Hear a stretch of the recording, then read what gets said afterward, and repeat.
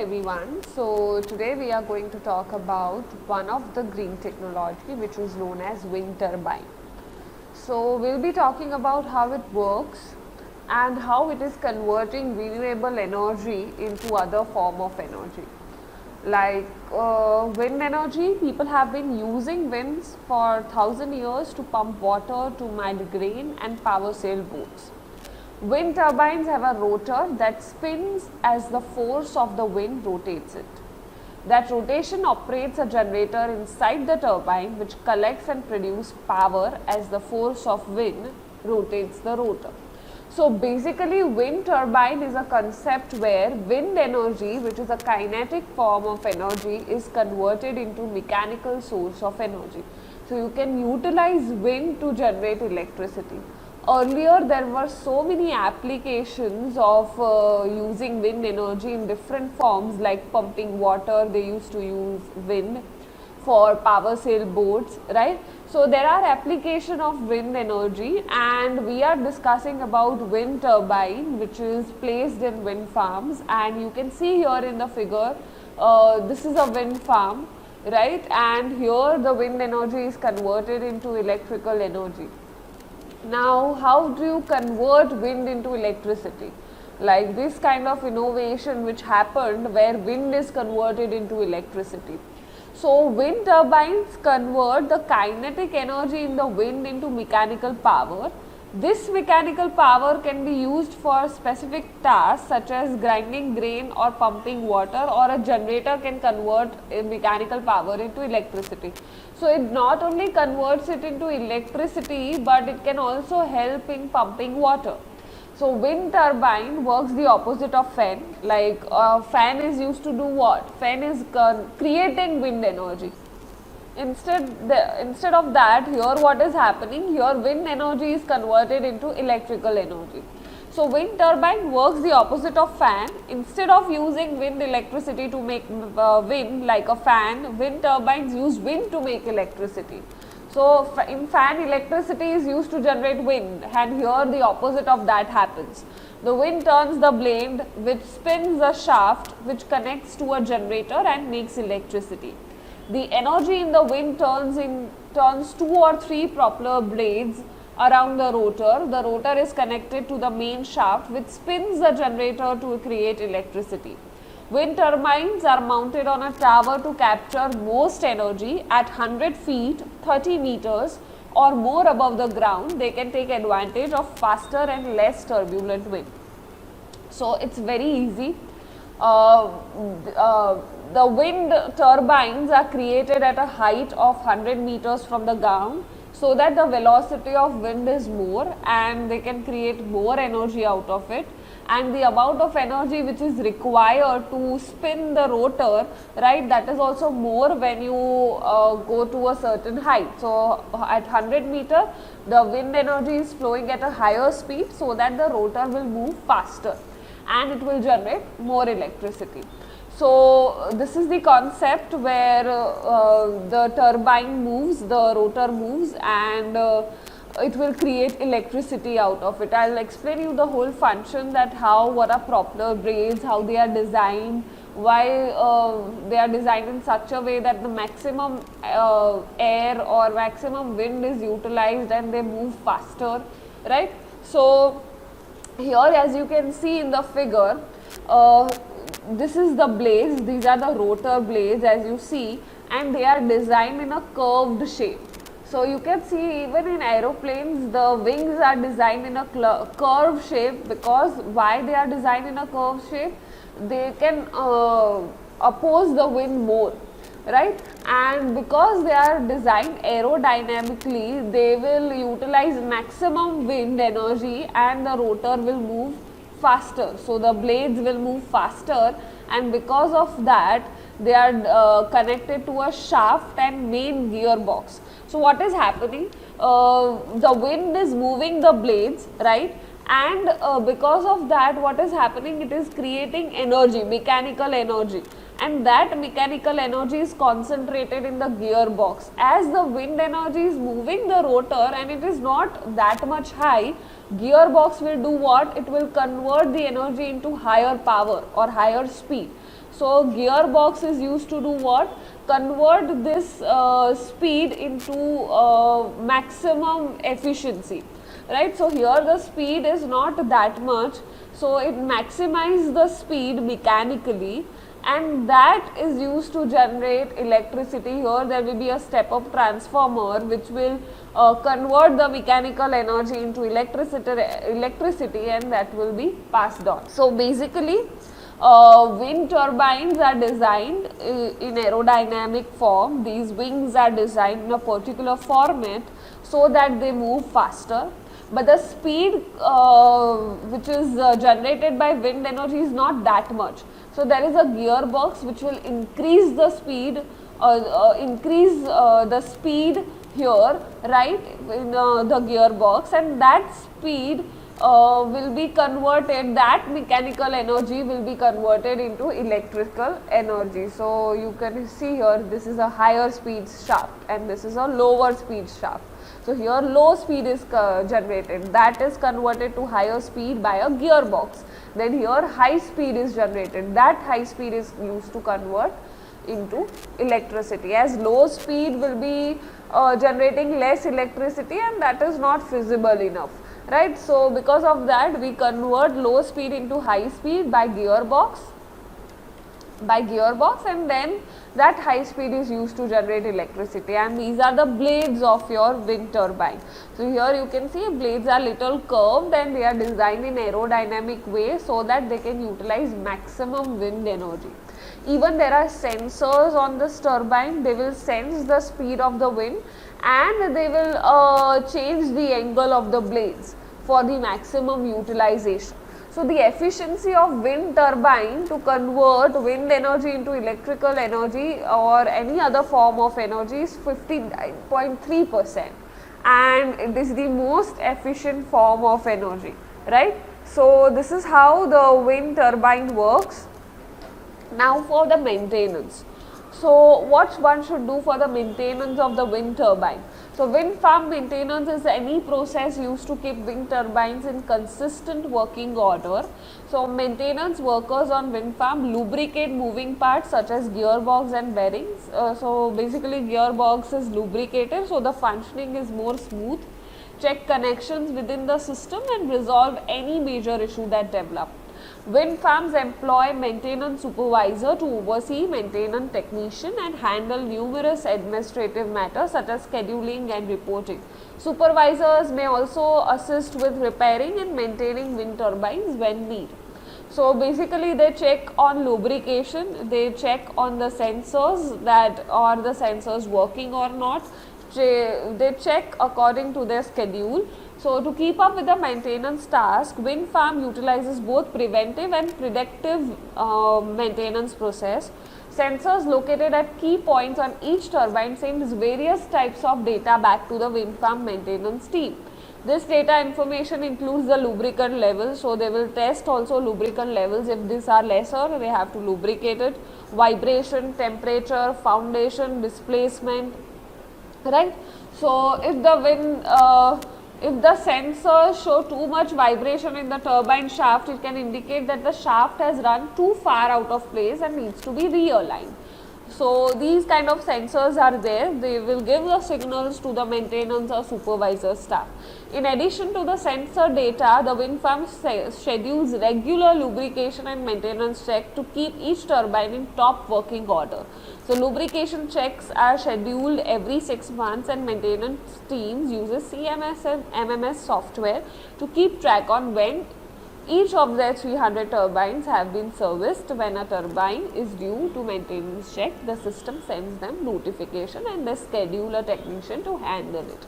So basically they have to check the lubrication, they have to check the realignment of the shaft, right. So these are the things which needs to be maintained in a wind turbine. Now let us talk of another type of green technology, a renewable source of energy which is known as solar energy. So solar energy is the form of energy provided by the sun. Obviously, it's a very famous form of energy utilized nowadays in so many countries and so many cities and even small houses to generate electricity. So the sun is the best natural resource of renewable energy to us, and India is what you call India has so much amount of solar energy because maximum amount of sun we get, right? Summer you can see that it's bright and shining, and maximum amount of solar energy is present in India. The demand of energy is ever increasing. Many of our energy resources are derived from sun. Solar energy can be trapped from the sun by solar cells and can be used for many purposes. So solar energy, the sun actually gives us almost all the energy we use. It provides energy in two ways, directly or indirectly. We use the sun energy directly to heat air and water for use in the home, right? We use it indirectly by burning fossil fuels. Millions of years ago, the coal, oil and gas that we burn today were plants and trees, and they have stored the solar energy or the sun's energy by the process of photosynthesis, and when we burn it, that photosynthesis energy which is present in the coal is converted into electrical energy. So as we know the rule of energy, energy can neither be transformed, neither can be created, it can pass from one form to another form. So here that is only happening. The coal which we use has stored the energy, that energy is converted into electrical energy. So it is helpful in so many ways. Here you can see there are types of solar energy: passive solar energy, active solar energy, photovoltaic solar energy, solar thermal energy and concentrated solar power. So as you can see here, passive solar energy, active solar energy, photovoltaic solar power, solar thermal energy and concentrated solar power. So basically you can see passive solar energy is that you are not directly utilizing solar energy, you don't need any solar panels or anything here. Active solar energy, so you are utilizing solar panels and any conversion methods to convert solar energy into electrical energy or any other form. Photovoltaic solar power, solar thermal energy, right, and concentrated solar power. So here you can see there are mirrors utilized and the energy is concentrated in one place and they are utilizing it for different purposes. So basically concentrated solar power is where you utilize mirror and lenses to concentrate all the heat at one place, and then that heat is utilized for generation of different forms of energy. Photovoltaic solar powers, we know photovoltaic cells, solar cells are utilized here, there are solar panels. And solar thermal energy basically is utilizing solar energy in form of heat to heat water or industry to vaporize water, right. So basically there are different types of solar energy, and the first one is passive solar heating. As you can see that naturally the house is created in such a way that solar energy gets inside the house and it warms the temperature in the house. So basically the windows are constructed in such a way, the materials which are utilized will help solar energy to get inside it and make the house warm, right. So basically it is very much important in countries where in winters, right, basically the angle of the window is set in such a way that the maximum amount of solar energy comes inside the house and it will generate heat, right. So that is passive solar energy. By you are designing houses or you are utilizing such kind of materials which are storing the natural sunlight and generating heat. Now what do you mean by active solar energy? The active solar energy employs mechanical or electric equipment for functioning and increase system efficiency. As an example, water pumps are used to circulate water through active solar energy water heating system. Some of the application of active solar energy which can be very helpful to us: active solar water heating, pool heating, active solar space heating. So here you are utilizing mechanical devices to heat water, to heat pool, to heat the space. What is solar thermal energy? So solar thermal energy is the heat energy derived from incident solar light. This is used by solar heating panels. Yes, you guessed it right. Solar thermal energy does not have advantage like other form of energy, but they are utilized in solar pool heating, directly heating water, solar water heating, solar space heating. By taking advantage of these, you can get plenty of benefits. Electricity can be generated using solar energy. Commonly, this is known as solar thermal electricity. So here basically you are generating heat out of solar energy, so that's why it is known as solar thermal energy. But when you are generating electricity out of it, it is known as solar thermal electricity. So how do you produce electricity from solar energy? So basically electricity is produced using solar panels, which is photovoltaic cells, or you can say solar cells are utilized for it.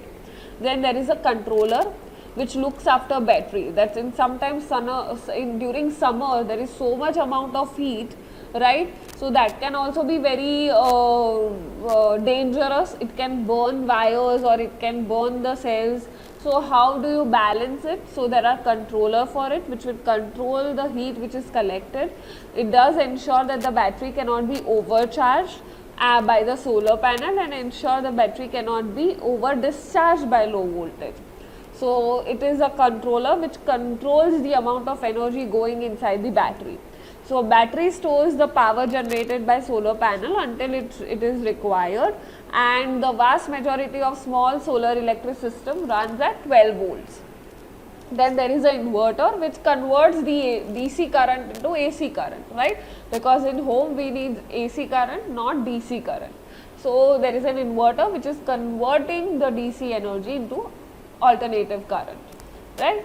So solar energy is a trapped form by sun by solar panels. This energy is used to charge battery. From battery, electricity is used to run appliances with the help of inverter. With the help of solar controllers, small devices like LED bulbs can be run directly. So then we have, so if you are not putting inverter, you can directly run devices like LED bulbs. But if you are putting converter, converting DC energy, DC current into AC current, then it will be helpful to generate electricity for several appliances in your house. Then we have solar cooker as an example, is a box like device. Its space is lined by black sheet. We keep food material. It is covered by glass sheet. So we can know that glass is a very good absorber of heat. So it will absorb the heat, and black is also a color which absorbs the heat.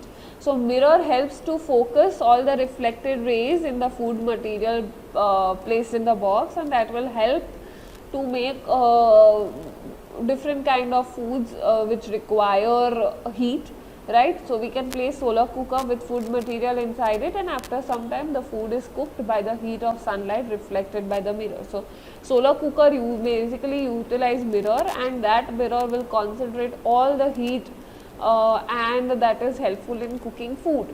Then we have solar water heater system is used to heat the water by using heat of sunlight.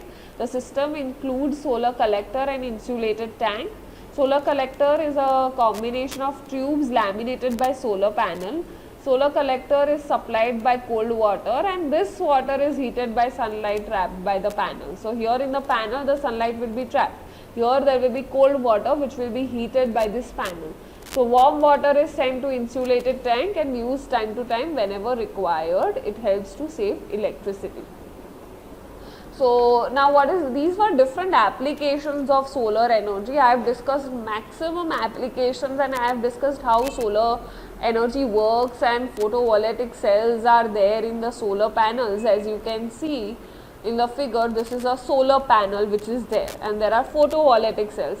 So basically this panel will absorb the solar heat here, and photovoltaic cells are made of semiconductor, and they will generate electricity by NPN junction method. You might be knowing there is a depletion region where there are electrons will be there, and the photons will hit, and you will create charged electrons which will help in generating electricity.